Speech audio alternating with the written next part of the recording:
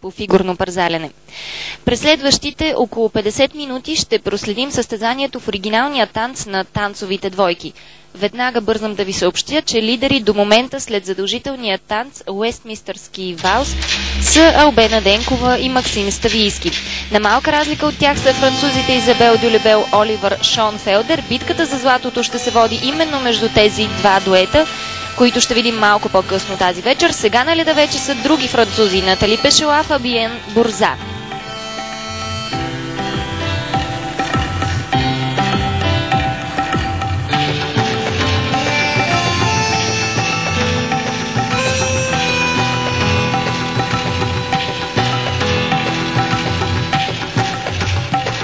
Оригиналният танц през този сезон, според правилника на Международния кънки съюз, е определен да бъде танго.